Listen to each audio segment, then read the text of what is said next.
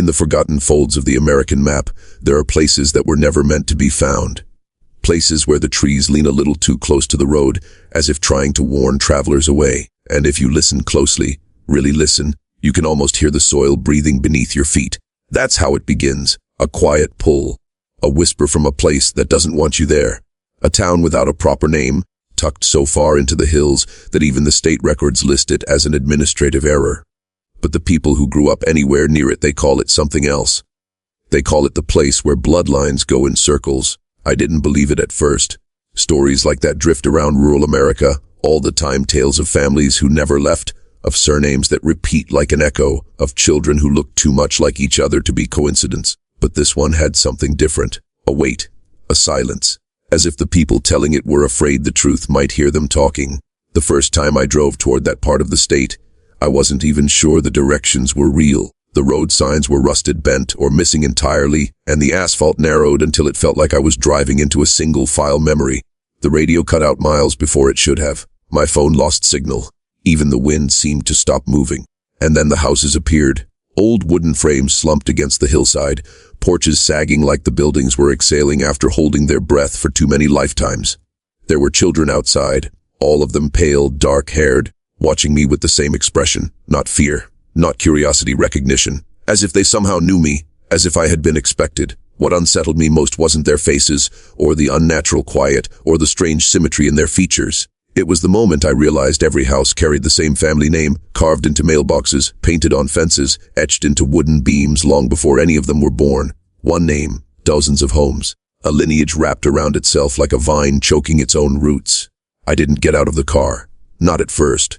Some instinct buried deep in my spine told me crossing that threshold would change something I couldn't take back. But the longer I sat there, the more it felt like the town was waiting, watching, inviting me deeper into a history no outsider was supposed to see. I stepped out of the car because the human mind can only endure so much and answered silence. And the silence here wasn't just the absence of noise, it was the presence of something else. Something old, something practiced. The kind of quiet that comes from generations who learned to keep their voices low, as if speaking too loudly might wake whatever lived beneath their family tree. The air smelled of wet wood and iron. Not the metallic scent of blood, but the memory of it. That lingering trace that sticks to abandoned barns and tools left outside through too many winters. As I walked, the houses around me seemed to lean inward, closer, as though they wanted to hear every breath I took. The windows weren't broken, but their panes were warped slightly, distorting the reflections of the children who followed me at a careful distance. I heard no footsteps, but I knew they were there. Shadows that moved only when I wasn't looking. I tried to speak to the first adult I saw, a man sitting on a rocking chair, so weathered it looked carved from driftwood. His hair was as dark as the children's, his eyes the exact same shade of gray. When he looked at me, something in my stomach tightened, not from fear but from recognition I couldn't explain. He greeted me by the wrong name, a name I'd never used, but somehow felt tethered to in the same way you sometimes feel deja vu in a place you've never visited. Before I could correct him, he pointed down the dirt road that cut through the center of the town. "You're late," he said. Not angry, not surprised, just disappointed, like someone waiting for a relative who forgot a family reunion. And then he added something I'll never forget. "The others are inside. They've been expecting you." I should have turned around. I should have run. But the unsettling truth is, I wanted to know. Because something about this place felt tied to a part of America that most people never study, a part of our past that historians carefully avoid. These were the kinds of families who lived beyond census records, beyond state lines, beyond the reach of outsiders. The forgotten threads in the nation's tapestry, the ones pulled loose and left to knot themselves over and over until the pattern became unreadable. I followed the man's gesture, feeling the eyes of the town on my back. And for the first time, I wondered if the stories weren't about a hidden community at all, but about a lineage that stretched much farther than the town's borders. Maybe even to someone like me. The house he sent me toward didn't look different from the others at first. Same slanted roof, same chipped white paint, same porch that sagged in the middle like it carried too many secrets. But as I got closer, I noticed the carvings. Not names this time, symbols. Circles crossed with smaller circles, spirals etched so deep into the wood they looked burned rather than carved. They spiraled inward, never outward, as if everything in this place pulled toward a single point. The front door was already open. No one had opened it for me. It simply waited the way a mouth waits for someone to speak into it. Inside, the air was warmer, heavy, thick with the scent of damp paper and something older, like the breath of a cellar that hadn't been aired out since the Civil War. A single table sat in the middle of the room, and around it stood 3 people. An elderly woman with ink on her fingers, a younger woman with an expression carved from stone, and a man whose face was so familiar I felt a jolt of nausea. Not because I recognized him, but because I recognized his features. I had seen versions of them on every porch, every child, every photograph pinned on the walls of the home. The elderly woman motioned for me to step closer. "You came back," she whispered. Not a question, a confirmation. I told her I had never been there before. Her smile was small and pitying, like someone watching a child try to deny a mistake. She slid a leather-bound book across the table. Its cover was cracked, the edges chewed by time. When I opened it, I expected family records, maybe some old photographs. But the first page held a drawing, a face. A face that looked like mine, but from another century. The inscriptions beside it weren't written in any familiar style. The letters stretched and looped like roots. Dates repeated across multiple branches of the family tree, as if one lifetime bled into another. And everywhere I looked, there were duplicates. Names recurring again and again, the same faces sketched decades apart, unchanged enough that it made my skin crawl. I felt the room leaning in around me. The younger woman touched the book gently, brushing her finger along a name I had never spoken aloud. "Our blood doesn't scatter," she said. "It remembers."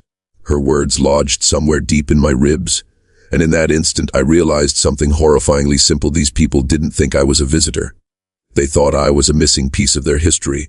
A branch cut off, now trying to grow back. I tried to push the book away, but the table didn't feel steady anymore. It felt like it was breathing beneath my palms, rising and falling in slow tidal motions.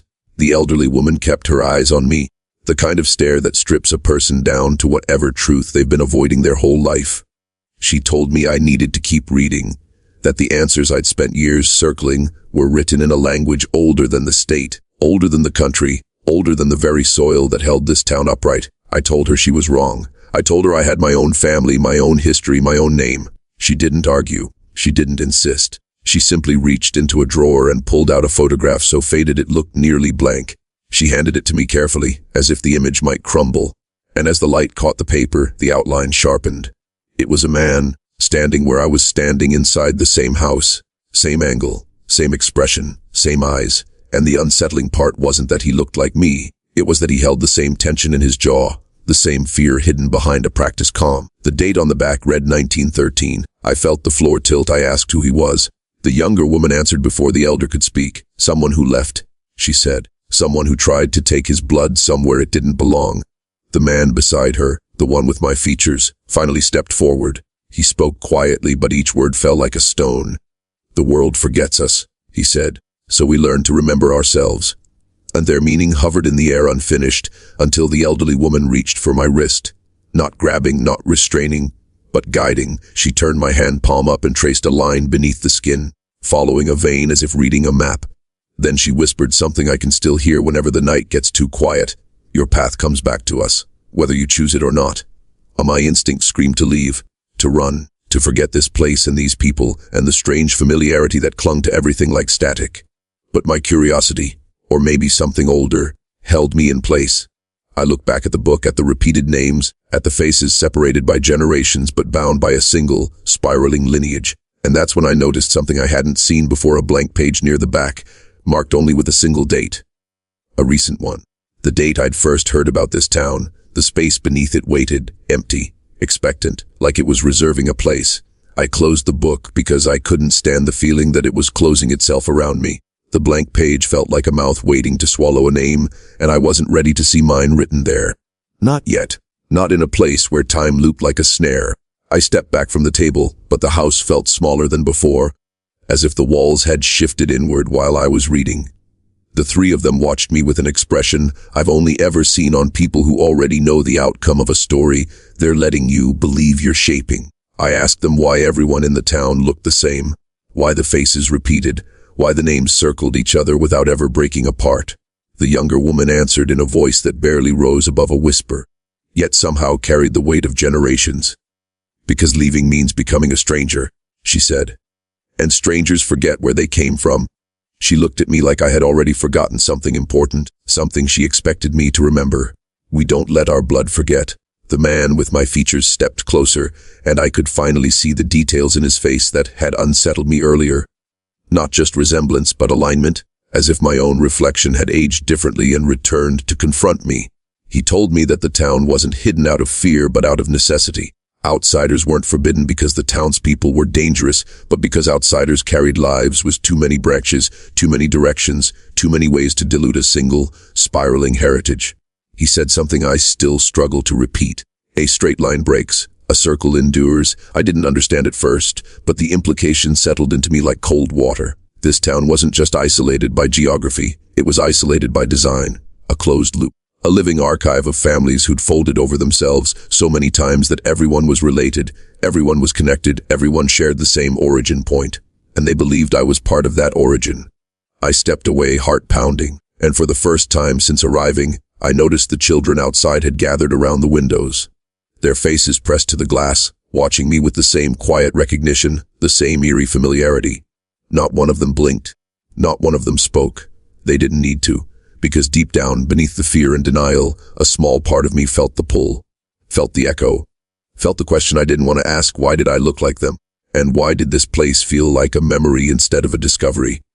If you're still watching, you're already braver than most. Tell us in the comments. What would you have done if this was your bloodline? I backed toward the door because my body understood something my mind refused to accept. If I stayed in that house any longer, I would stop being a visitor. I would become a part of the room, the book, the lineage that circled back onto itself like a snake devouring its own shadow. But when I reached the doorway, the elderly woman spoke again, and her voice froze me more effectively than a hand on my shoulder. "You feel the pull because you were born with it," she said. "Every branch that leaves eventually bends home." I wanted to argue, to shout, to break the quiet that pressed against my lungs. But the younger woman stepped forward and revealed what she had been hiding behind her back. Not a weapon, not a book, but a bundle of old documents tied with twine. Birth records, death records, marriage certificates. All handwritten, all faded, all belonging to the same repeating cluster of names. And tucked among them, folded carefully as if preserving a fragile truth, was a certificate that made my mouth go dry. My great-grandfather's full name. The place of birth had been erased, scrubbed out. But beneath the abrasion, faint as the outline of a ghost, I could see the same symbols carved into the houses, spirals, circles, marks of the town that was never supposed to appear on any map. I told them it wasn't possible. I told them my family came from far away, from another state, another history entirely. But the man who shared my features just shook his head slowly. "Stories change," he said. "Blood doesn't." The children outside began humming, low, soft, almost melodic. It wasn't a tune, not really. More like a resonance. A vibration in the air that burrowed under the skin and stirred something restless in my chest. The adults didn't seem alarmed. They listened to it the way you might listen to rain on a roof you've lived beneath your whole life. I felt the hum spreading inside me, warming my ribs, tightening my throat. The younger woman watched my reaction with unsettling calm. "It calls to its own," she murmured. "Even after generations." That was the moment I realized the truth wasn't that these people believed I belonged to them. The truth was that they didn't doubt it for a single second. The blank page in the book, the photograph from 1913, the erased birthplace on my great-grandfather's records, all of it pointed to a possibility so unnerving I could barely hold it in my hands. If this town had lost people over the years, what if some of them left and didn't know why? What if their children grew up feeling a pull they never named? What if I hadn't come here by chance at all? I stumbled out of the house because staying inside felt like standing on the edge of a memory that wasn't mine but wanted to be. The air outside was colder now, thick with the hum still rising from the children gathered along the porch railings. Their eyes followed me with a patience that felt older than their bodies, as if they'd watched this moment repeat across generations and knew exactly how it was supposed to end. The dirt road ahead seemed longer than before, stretching out like a tongue unfurling from the throat of the town. I didn't hear footsteps behind me, but I felt them. Not the sound of pursuit, but the weight of expectation. These people weren't chasing me. They believed I would come back on my own. I passed house after house, each one marked with the same spirals carved into the beams, the same family name painted in flaking strokes. Every window held a reflection that wasn't quite mine, but close enough to make my skin tighten. Faces echoed through the glass like a lineage speaking without words. At the edge of town, I reached the point where the pavement should have begun, but the road didn't widen, it didn't change, it simply kept going, the same thin ribbon of dirt. I checked my phone again, still dead. No bars, no time, no map. The world outside this place felt like it had slipped a few inches further away. I turned back just once and saw the man with my features standing in the doorway of the house I had left. He didn't wave. He didn't call out. He just watched, waiting, as if he knew every choice I would make before I made it. And that's when I felt it. Not fear, not confusion, but something more disturbing. A tug deep in the center of my chest. A pull toward the town, gentle and relentless, the way gravity pulls water into a whirlpool. I had felt it long before I ever arrived, in restless nights, in the sense of being followed by something unnamed, in the strange familiarity that washed over me the moment I turned down the forgotten road. What if going back wasn't the danger? What if leaving was? I forced myself to keep walking, even as the hum of the children faded behind me, even as the air thinned and the trees grew farther apart. But every step felt wrong, like I was tearing a root out of the ground, like a part of me was being peeled away. And miles later, when my phone finally blinked awake and the signal returned like a gasp of breath, the first thing it showed was the time. Only a few minutes had passed, not the hours it felt like. That night, after I got home, I checked my family records again. Every document, every story, every name. And for the first time, I noticed the gaps, the missing pieces, the places where dates didn't quite match and locations blurred into each other. The places where a bloodline could go missing and no one would ask why. I haven't gone back. But sometimes, late at night, I hear a low hum in the distance, too steady to be the wind, too soft to be a machine. And every time, the same thought burrows into my mind. Maybe the spiral doesn't end just because you walk away from it. Maybe it keeps turning, waiting until you do. For weeks after I left that town, I lived with the sense that something had followed me home. Not a person, not a shadow, something quieter, a presence that shifted just out of sight, the way a memory does when it's not ready to be understood.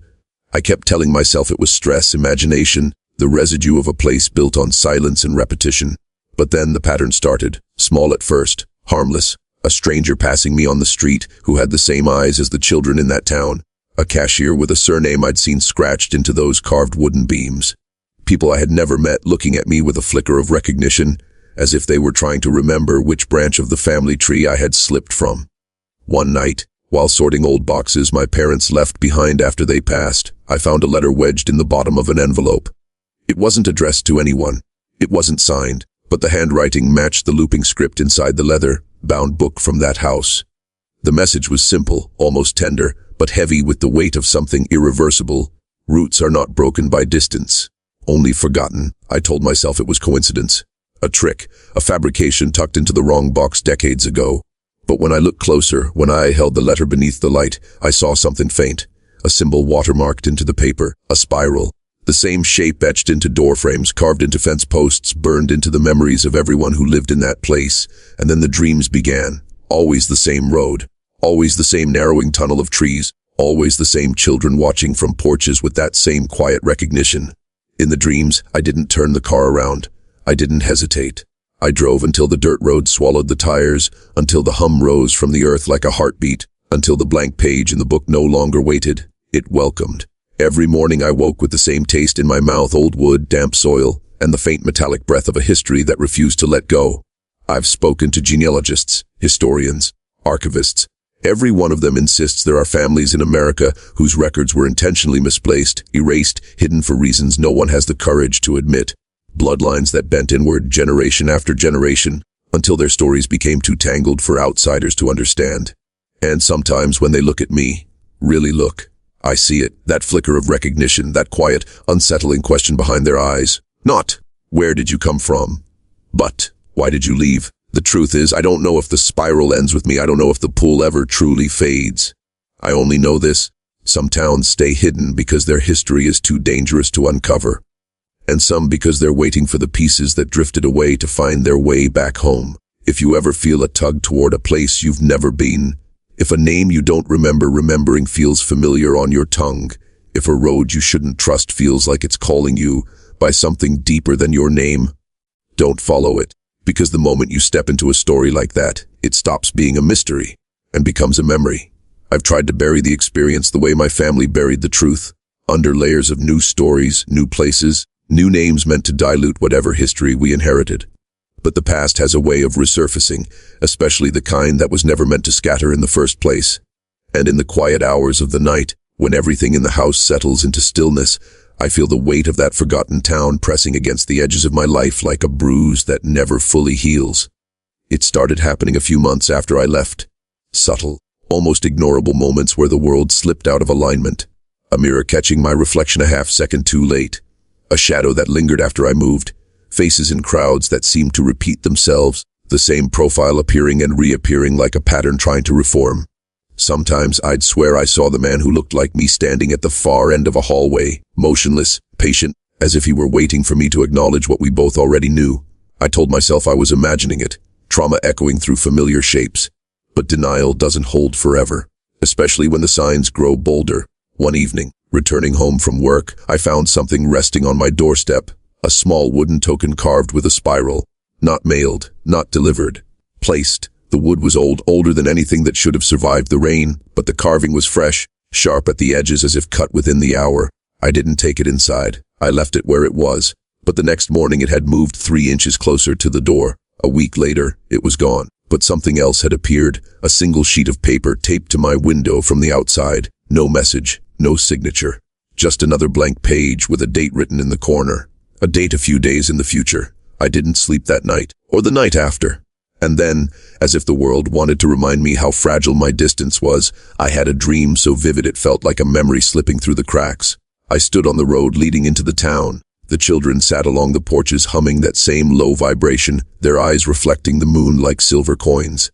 The man with my features stood beside me, his hand resting on my shoulder in a gesture that felt almost paternal. He leaned in and whispered a single sentence. "You can't outrun a circle." When I woke, my alarm hadn't gone off. My room was still dark, and on my bedside table, where I keep nothing but a glass of water, lay that same wooden carving. The police can't help. They don't know what to search for. There's no crime in being remembered by a place that believes you belong to it. Friends tell me it's all in my head, that I'm haunted by my own curiosity, not by anything real, but I know the truth. Some bloodlines don't fade, some roots don't break, some towns don't let go of what they believe is theirs. And if one night I disappear, if the road I swore I'd never return to finally pulls me back, if that blank page in the book is filled at last, you'll know where I've gone. You'll know why. You'll know the spiral found its missing piece. And if you ever feel it reaching for you, turn around, walk away, don't look back. Because some forgotten places aren't forgotten at all. They're waiting.